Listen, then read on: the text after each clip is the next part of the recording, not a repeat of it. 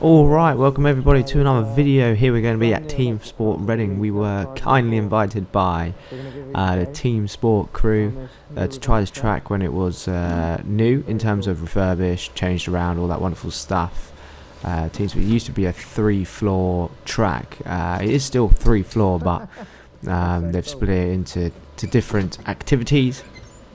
This was my first time in Sodi electric cars as well, so I was quite excited to try these to see what they're like. Quite like the pedal adjuster button there, all quite cool. And obviously got Cameron with me in this session, and this track was very icy, which really took me off guard, and I was rubbish to start off with. I had no weight at all. Usually 99% of the time when I race I'm always running weight, and on this occasion I wasn't. And yeah, I really did pay the price for it. Got Cameron behind me, a little bit heavier than me, and he was making me look very silly. As you can see, he's just going into me, probably not expecting me to be so slow.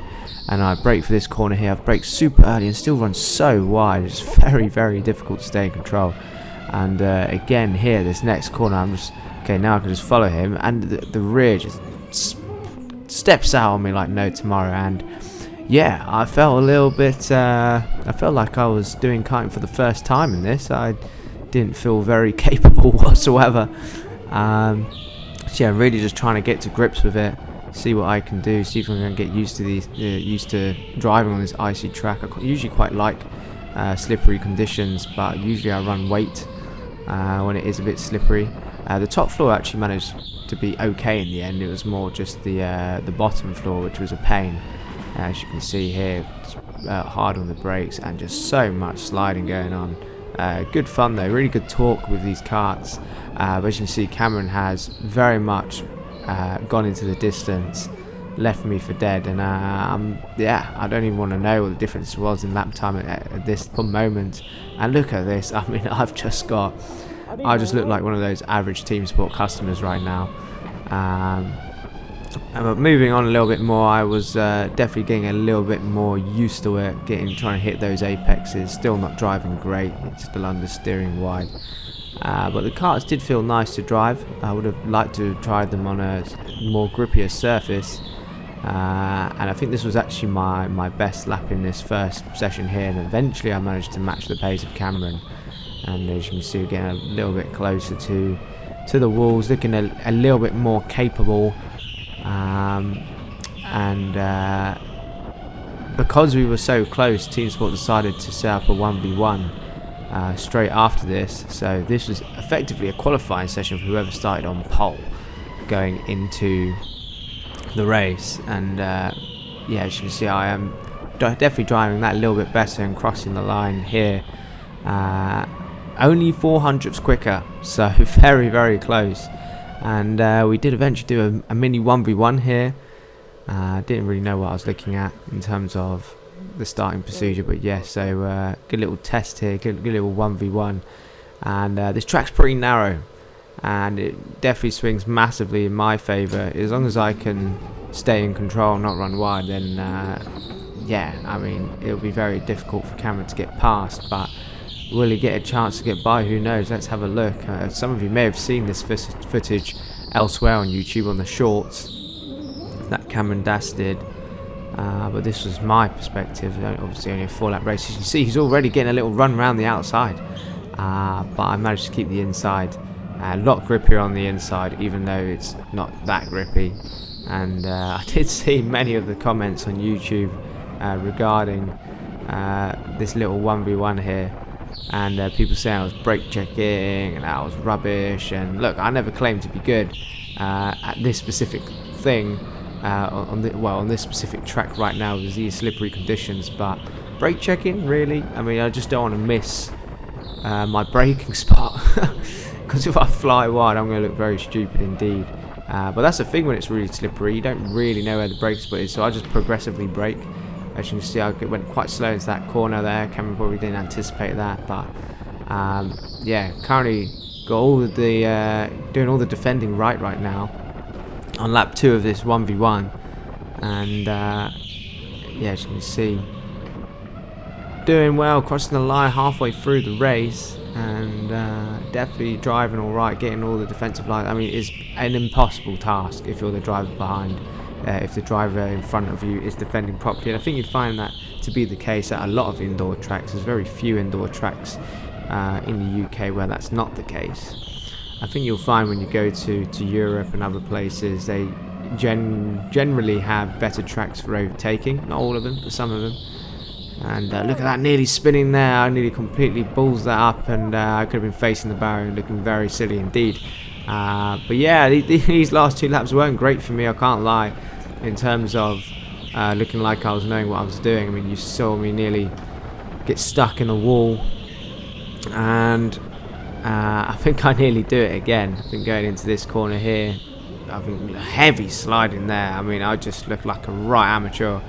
And again, going into this corner, the rear again stepping out, and I had absolutely no confidence in my skills at all in this moment. Just defended and hoped for the best, and just trying to hope that Cameron didn't get a good run out of the previous corner.